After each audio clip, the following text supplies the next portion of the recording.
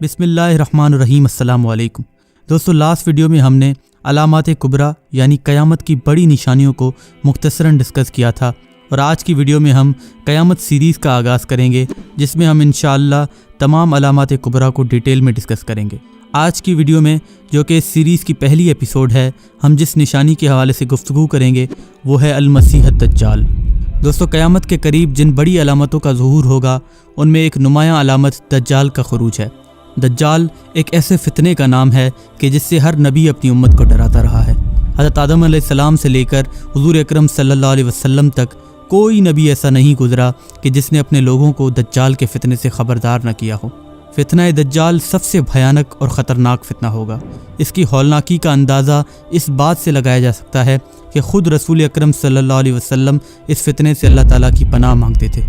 हदीस में एक से ज़ायद मकामात पर आप सल्लल्लाहु अलैहि वसल्लम की दुआओं में फितना दज्जाल से पनाह तलब करने का जिक्र आया है। और जब नबी अकरम सल्लल्लाहु अलैहि वसल्लम सहाबा किराम के सामने इस फितने का तज़किरा फरमाते तो सहाबा के चेहरों पर खौफ के असरात नमूदार हो जाया करते थे। हज़रत हुज़ैफ़ा रज़ियल्लाहु अन्हु फरमाते हैं कि रसूल अकरम सल्लल्लाहु अलैहि वसल्लम ने फरमाया कि बेशक दज्जाल निकलेगा और बेशक उसके साथ में पानी भी होगा और आग भी होगी, और बाज़ रिवायात के मुताबिक उसके साथ उसकी जन्नत भी होगी और उसकी दोज़ख भी होगी। जिसे लोग पानी समझेंगे वो वाक़ियतन जलाने वाली आग होगी, यानी उसको कबूल करने की सबब लोग दोज़ख की आग में जलेंगे, और जिसे लोग आग समझेंगे वो दरअसल मीठा पानी होगा, यानी उसमें गिरने के सबब जन्नत का मीठा पानी नसीब होगा। नबी करीम सल्लल्लाहु अलैहि वसल्लम ने फरमाया कि तुम में से जो कोई भी दज्जाल के ज़माने में हो उसे चाहिए कि वो आग में गिरना कबूल करे, क्योंकि वो दर हकीकत मीठा पानी है। लफ्ज़ दज्जाल दजल से माखूज़ है। दजल से मुराद फ़रेब और धोखेबाजी है। दज्जाल दजल और फ़रेब की सबसे ऊंची मंजिल पर होगा, लेकिन उसके खुरूज से काफ़ी पहले ही दज्जाली फितने रौनमा होना शुरू हो जाएंगे। इस वक्त दुनिया भर में शैतानी क़ुव्वतों के ज़रिए जैसे हालात पैदा किए जा रहे हैं, इससे अंदाज़ा होता है कि दज्जाली फितने पूरी क़ुव्वत के साथ अपना असर दिखा रहे हैं। जब दज्जाल ज़ाहिर होगा तो उसका सबसे बड़ा दजल हक़ाइक़ को उलटना और बातिल को हक़ की शक्ल में पेश करना होगा, जो कि अहले ईमान के लिए एक बड़ी आजमाइश होगी। हुज़ूर अकरम सल्लल्लाहु अलैहि वसल्लम ने फरमाया कि दज्जाल के खुरूज से पहले के चंद साल धोखा व फ़रेब के होंगे। सच्चे को झूठा बनाया जाएगा और झूठे को सच्चा बनाया जाएगा। ख़यानत करने वाले को अमानतदार बनाया जाएगा और अमानतदार को ख़यानत करने वाला करार दिया जाएगा। दज्जाल यहूद में से होगा, और जब उसका ज़हूर होगा तो यहूदी हज़ारों की तादाद में उसके झंडे तले जमा होंगे और माल व दौलत और हैरत अंगेज़ मादी वसाइल के ज़रिए लोगों को मबहूस करके रख देंगे, और बहुत से कमज़ोर ईमान वाले मुसलमान माली मफाद की खातिर दज्जाल की हमनवाई करने लगेंगे। दज्जाल उस वक्त निकलेगा जब दीन और शरई इल्म नापैद हो जाएगा, ताकि मोमिन और काफिर के दरमियान इम्तियाज़ हो सके और कामिल ईमान वाले मुसलमान और शक करने वाले मुसलमान में फ़र्क पैदा हो सके। दज्जाल ये दावा करेगा कि वही रब्बुल आलमीन है, जिसके नतीजे में लोगों को आजमाइश में डाला जाएगा। अल्लाह ताला दज्जाल को कुछ खर्क आदत मोजिज़े भी देगा, जिसके ज़रिए से वो लोगों के जहनों के साथ खेलेगा और उनको अपनी खुदाई का यकीन दिलाएगा। वो आसमान को बारिश नाजिल करने का हुक्म देगा तो आसमान बारिश देने लगेगा, और ज़मीन को खेत उगाने का हुक्म देगा तो ज़मीन खेती उगाने लगेगी। दज्जाल खंडर और वीरान ज़मीन से कहेगा कि अपने अंदर से ख़जाने निकाल दे, तो उस ज़मीन के ख़जाने शहद की मक्खियों की तरह उसके पीछे चल पड़ेंगे।